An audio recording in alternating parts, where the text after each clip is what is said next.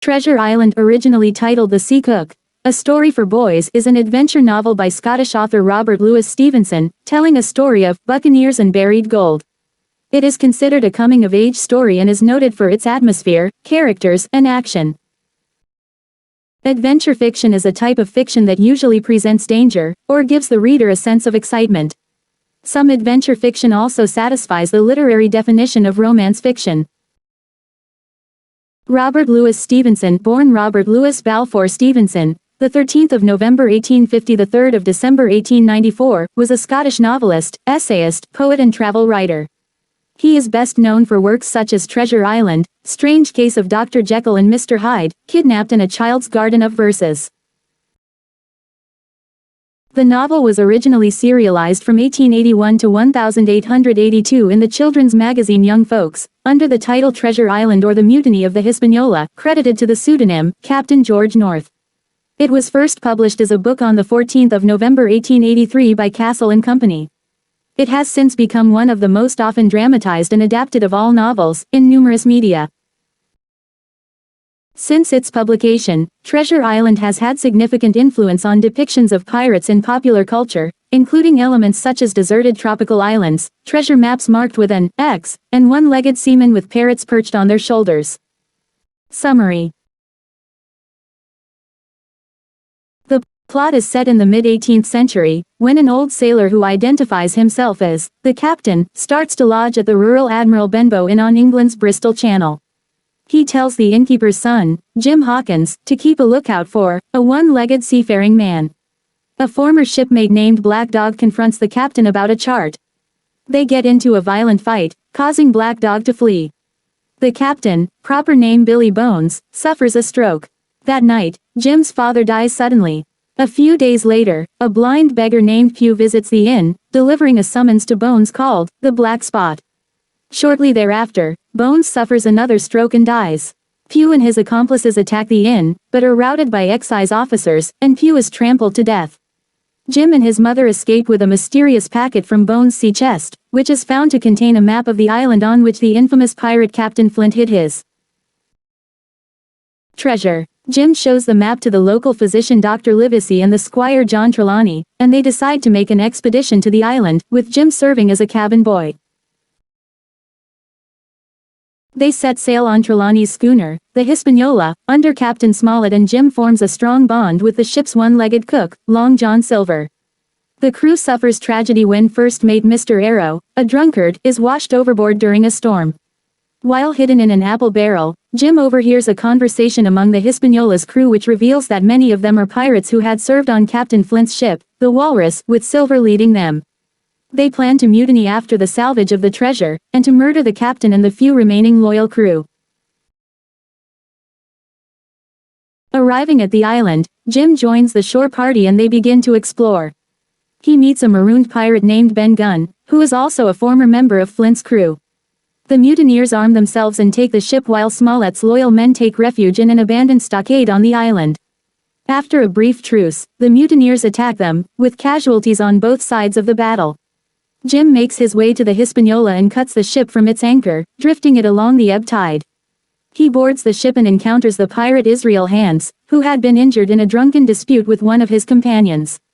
Hands helps Jim beach the schooner in the northern bay, then attempts to kill Jim with a knife, but Jim shoots him dead with 2 pistols. Jim goes ashore and returns to the stockade, where he is horrified to find only Silver and the pirates. Silver tells Jim that when everyone found the ship was gone, Captain Flint's party had agreed to a truce whereby they take the map and allow the besieged party to leave. In the morning, Livesey arrives to treat the wounded and sick pirates and tells Silver to look out for trouble once he's found the site of the treasure.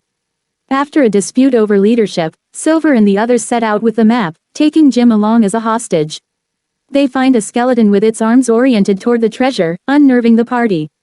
Scaring the crew, Ben Gunn shouts Captain Flint's last words from the forest, making the pirates believe that Flint's ghost is haunting the island. They eventually find the treasure cache, but it is empty. The pirates prepare to kill Silver and Jim, but they are ambushed by the officers along with Gunn. Livesey explains that Gunn had already found the treasure and taken it to his cave long ago. The expedition members load a portion of the treasure onto the Hispaniola and depart the island, with Silver as a prisoner. At their first port, in Spanish America, Silver steals a bag of money and escapes. The rest of them sail back to Bristol and divide up the treasure. Still, Jim says that there is more left on the island, but he will not undertake another voyage to claim it. Stevenson conceived the idea for the novel based on a map of an imaginary, romantic island which he drew with his stepson Lloyd Osborne, during a holiday in Braemar, Scotland in the summer of 1881. He had clearly started work by the 25th of August, writing to a friend, "If this don't fetch the kids, why, they have gone rotten since my day. Will you be surprised to learn that it is about buccaneers, that it begins in the Admiral Benbow public house on the Devon coast, that it's all about a map and a treasure and a mutiny and a derelict ship? It's quite silly and horrid fun, and what I want is the best book about buccaneers that can be had." Stevenson originally gave the book the title The Sea Cook. 1 month after conceiving of the book, chapters began to appear in the pages of the Young Folks magazine. After completing 15 or 19 chapters rapidly, Stevenson was interrupted by illness. He left Scotland and continued working on the first draft near London, where he and his father discussed points of the tale, and his father suggested elements that he included. The novel eventually ran in 17 weekly installments from October 1, 1881, to January 28, 1882. The book was later republished as the novel Treasure Island and proved to be Stevenson's first financial and critical success. The Liberal politician William Ewart Gladstone, who served 4 terms as British Prime Minister between 1868 and 1894, was one of the book's biggest fans. Two general types of sea novels were popular during the 19th century: the Navy yarn, which places a capable officer in adventurous situations amid realistic settings and historical events, and the desert island romance, which features shipwrecked or marooned characters confronted by treasure-seeking pirates or angry natives. Around 1815, the latter genre became one of the most popular fictional styles in Great Britain, perhaps because of the philosophical interest in Rousseau and Chateaubriand's noble savage. Treasure Island was a climax of this development. The growth of the desert island genre can be traced back to 1719 when Daniel Defoe's Robinson Crusoe was published. A century later, novels such as S. H. Burney's The Shipwreck (1816) and Sir Walter Scott's The Pirate (1822) continued to expand upon Defoe's classic. Other authors, in the mid-19th century, continued this trend, with works including James Fenimore Cooper's The Pilot (1823). During the same period, Edgar Allan Poe wrote M.S. Found in a Bottle (1833) and The Gold Bug (1843).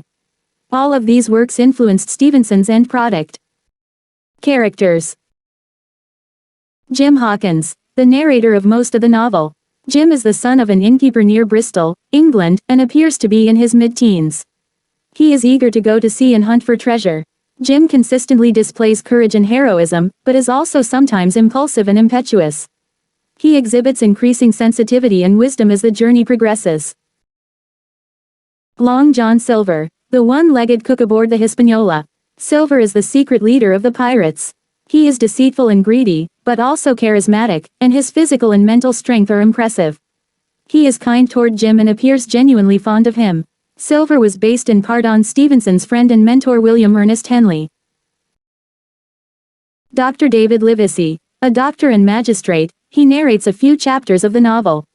He exhibits common sense and rationality, and is fair-minded, treating wounded pirates just as he does his own comrades. Some years prior to the events of the novel, he had participated in the Battle of Fontenoy, during which he was wounded in action.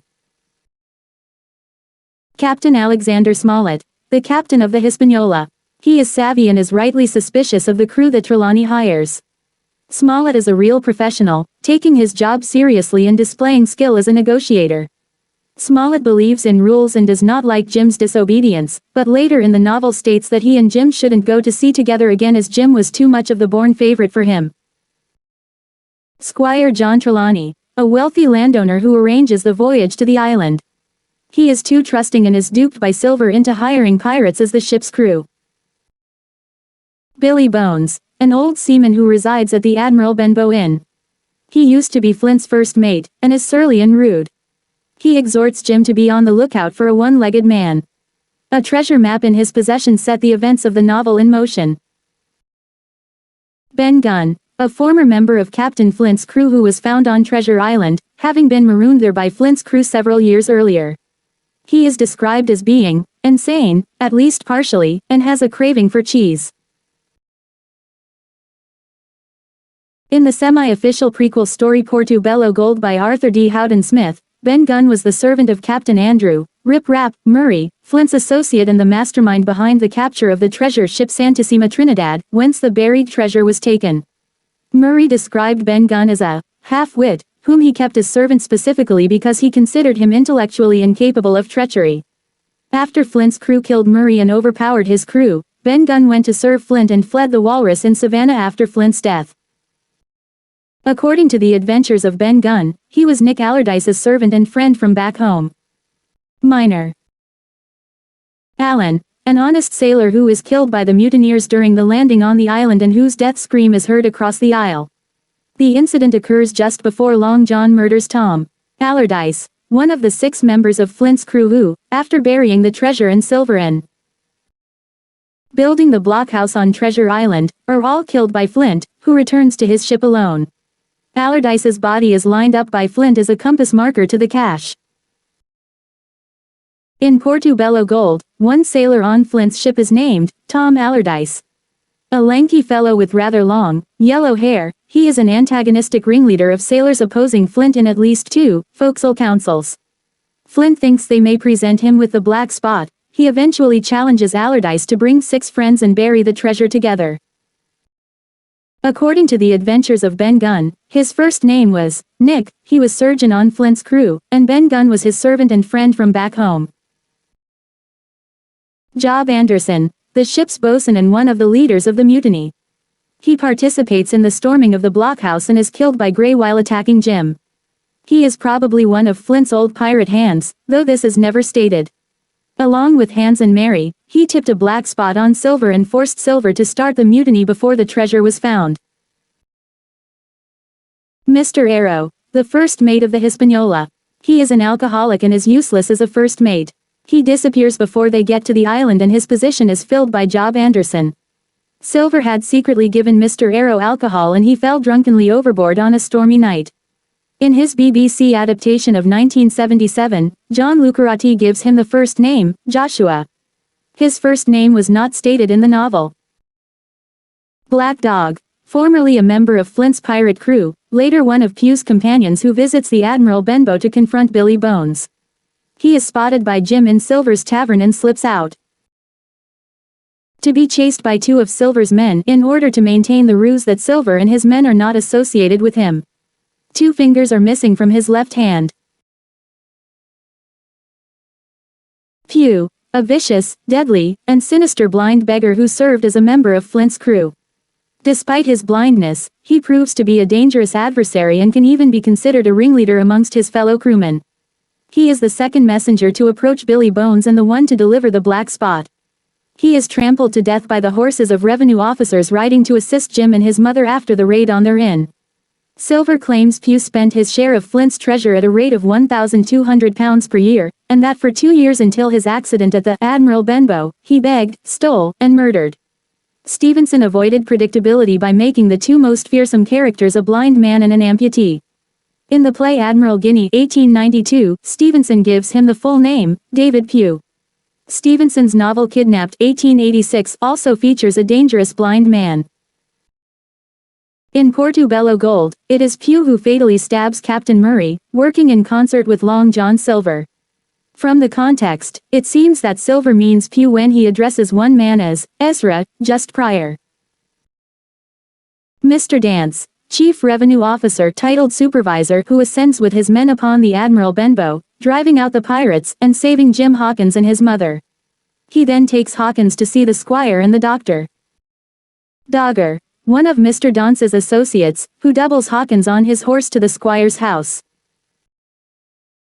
Captain J. Flint, a pirate who was captain of a ship called the Walrus, and who is dead before the events of the novel begin. In life he was the leader of the pirates and they refer to him often.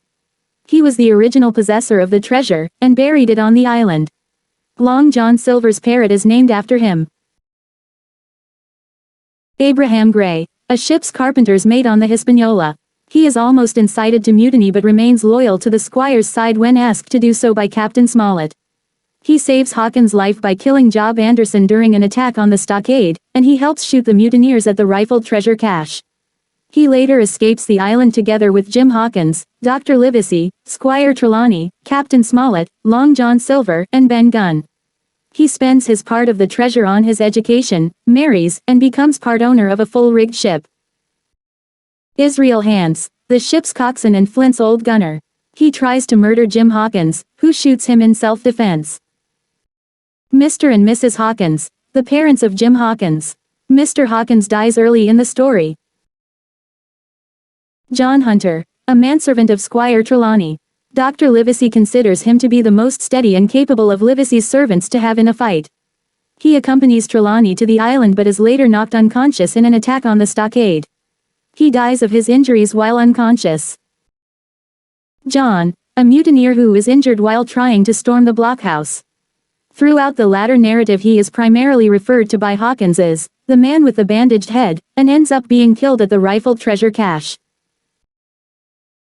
Dick Johnson, the youngest of the mutineers, who has a Bible. The pirates use one of its pages to make a black spot for Silver, only to have him predict bad luck on Dick for sacrilege. Soon becoming mortally ill with malaria, Dick ends up being marooned on the island after the deaths of George, Mary and John. Richard Joyce, one of the manservants of Squire Trelawney who accompany the Squire to the island, a mild-mannered valet inexperienced in firearms. He is shot through the head and killed by a mutineer during an attack on the stockade. George Merry, a mutinous and hostile member of Silver's crew, who disobeys orders and occasionally challenges Silver's authority. He launches the mutiny prematurely, forcing Long John to flee to the island with Jim as an improvised hostage. With Anderson in hands, he forces Silver to attack the blockhouse instead of waiting for the treasure to be found. Later killed at the empty cache just as he is about to kill both Silver and Hawkins. Tom Morgan, an ex-pirate from Flint's old crew. He ends up marooned on the island with Dick and one other mutineer. O'Brien, a mutineer who survives the attack on the blockhouse and escapes. He is later killed by Israel Hands in a drunken fight on the Hispaniola. He is referred to by Hawkins as the pirate, with the red nightcap, throughout most of the narrative, until Hands reveals to Hawkins that the fellow was an Irishman named O'Brien. Tom Redruth, the gamekeeper of Squire Trelawney. He accompanies the Squire to the island but is shot and mortally wounded by the mutineers as the captain's party are relocating from the ship to the stockade.